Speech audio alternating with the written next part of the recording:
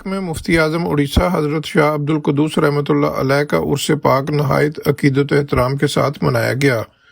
مسجد خضرا new York میں مفتی سید اولاد رسول قدسی کے زیر اہتمام منعقدہ عرس پاک میں کوثر چشتی، ثنا خوانان اور کمیونٹی کی مقامی شخصیات اور ارکان نے شرکت کی۔ پروگرام کا آغاز تلاوت قرآن مجید سے ہوا۔ وَهُوَ الَّذِي جَعَلَ اللَّيْلَ وَالنَّهَارَ۔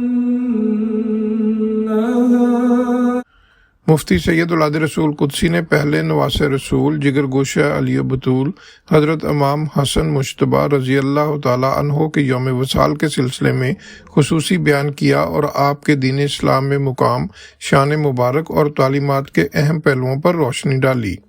امام حسن رضی اللہ تعالی عنہ مولائے کائنات، فاتح خیبر، اسد اللہ غالب رضی اللہ تعالی عنہ کے بڑے شہزادے ہیں۔ خاتون جنت سیدہ فاطمہ رضی اللہ تعالی عنہ کے لختے جگر ہیں۔ رسول اکرم نور مجسم صلی اللہ تعالی علیہ وآلہ وسلم کے نور نظر ہے۔ جب 15 رمضان مبارک 3 ہجری میں جب میرے امام حسن مجتبیٰ کی ولادت باسعادت ہوئی، تو جب میرے آقا تشریف لائے شہزادے کو دیکھنے کے لیے، تو آپ نے شہزادے کو دیکھا، گود میں لیا، چوما، پیار کیا اور فرمایا علی تم نے شہزادے کا نام کیا رکھا ہے؟ مولائے کائنات عرض گزار ہوئے یا رسول اللہ صلی اللہ علیہ وسلم میں نے نام نہیں رکھا، نام تو آپ کو رکھنا ہے۔ میرے آقا نے فرمایا علی نہ نام تم رکھو نہ میں رکھوں، شہزادے کا نام خداوند قدوس رکھے گا۔ پھر کیا تھا؟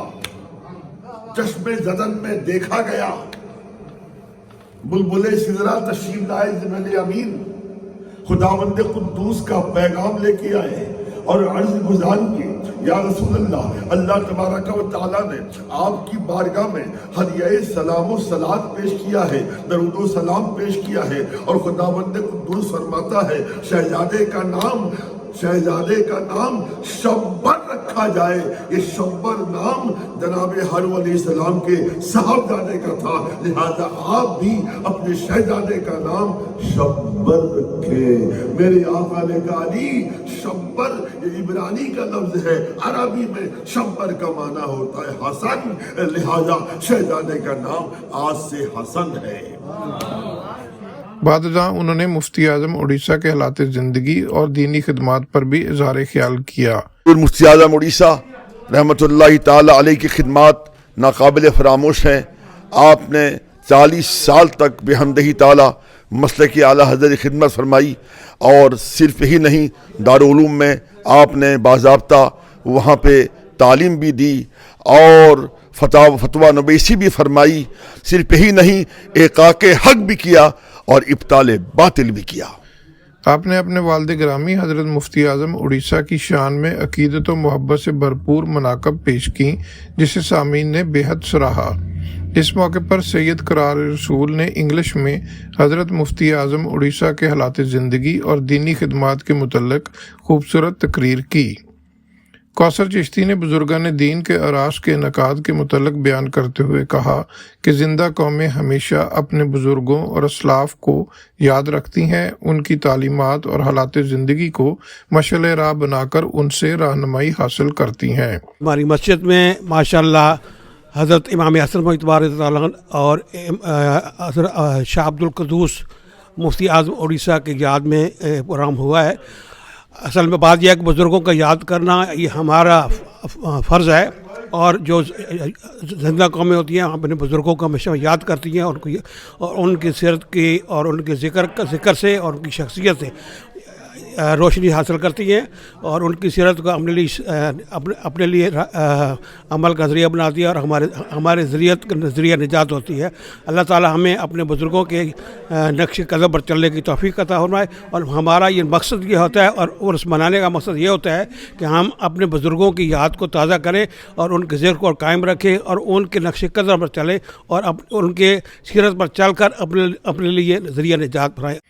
حضرت امام حسن مجتبیٰ رضی اللہ تعالیٰ عنہ اور مفتی اعظم اڑیسہ حضرت شاہ عبد القدوس رحمۃ اللہ علیہ کی شان میں کوثر چشتی، طارق مسعود، انوار قادری، عبد الرشید، سید احسار رسول، سید منار رسول نے خوبصورت اور عقیدت سے بھرپور مناقب پیش کی۔